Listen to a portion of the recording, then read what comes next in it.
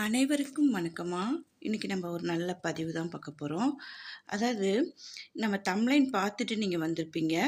9 வாரம் வெள்ளிக்கிழமை இந்த பூஜை செய்தா போதும் அப்படின்னு நான் போட்டிருக்கேன்.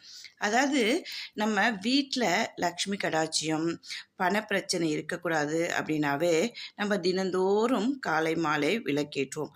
நம்மக்கிட்ட இருக்கிற பிரச்சனைய யார்கிட்ட சொல்லுவோம்? கடவுள்கிட்ட தான் வேண்டிப்போம். ஏன்னா அவங்களால மட்டும்தான் அந்த பிரச்சனைய சரி செய்ய முடியும்.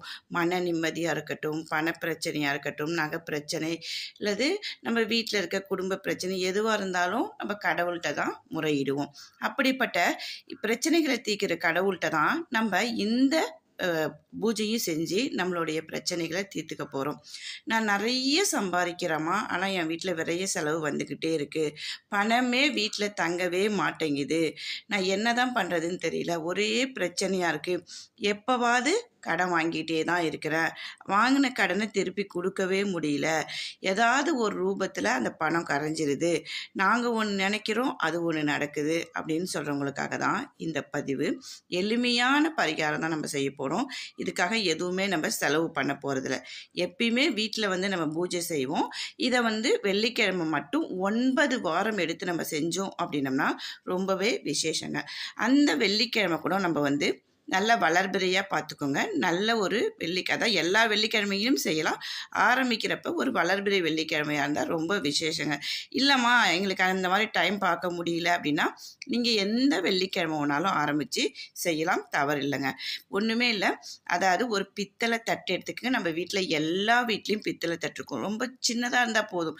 பூஜை செய்யறதுக்கு வச்சுருப்போம் பார்த்தீங்களா, அந்த தட்டை எடுத்துக்கங்க. அதில் என்ன பண்ண போகிறோம் அப்படின்னு சொன்னோம்னா அக்ஷதை ரெடி பண்ணிக்க போகிறோம். அக்ஷதை அப்படின்னா சொன்னாவே பச்சரிசியும் மஞ்சளும் கலந்து வச்சுப்போம் பார்த்தீங்களா, அதுதாங்க. அதை தட்டில் நிரப்பி வச்சுக்க போகிறோம். உங்கள் வீட்டில் மகாலட்சுமி பணம் இருந்துச்சு அப்படின்னா இதை உட்காந்துட்டு, அதாவது பூஜை செய்யும் போது நம்ம திருப்தியாக செய்யணும் அப்படின்னு சொன்னாவே உட்காந்து செஞ்சோம்னா அது நமக்கு ரொம்ப திருப்தியாக இருக்கும். அதாவது அமைதியாக உட்காந்து செய்யலாம். பூஜை அறையில் நல்லா கீழே மணை இருந்தால் மணை போட்டுக்கோங்க. அப்படி இல்லைன்னா ஒரு துணி போட்டு விரித்து அதை டவலோ ஏதோ ஒன்று போட்டு அதில் அமர்ந்துக்கங்க.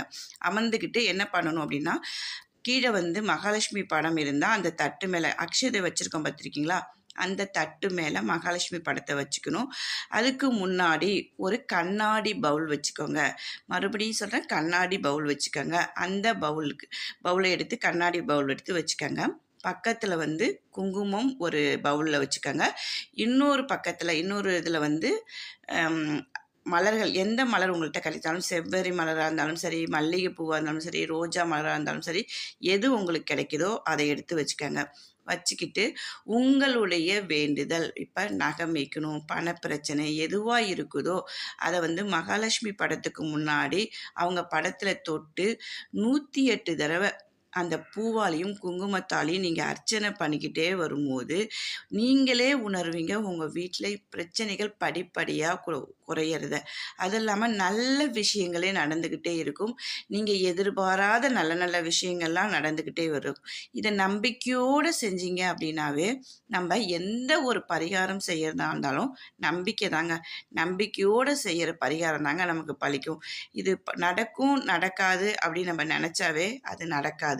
அப்போ இந்த பரிகாரத்தை 9 வாரங்கள் இந்த பூஜையை நம்ம செஞ்சுக்கிட்டே வரும்போது நீங்களே உங்கள் வீட்டில் நல்ல மாற்றங்களை உணர்றத பார்க்கலாம். இது மாதிரி நல்ல பரிகாரம் செஞ்சு வாழ்க்கையில் நீங்களும் முன்னுக்கு வரணும் அப்படிங்கிற ஒரு ஆசை தான். வாழ்க வளமுடன்.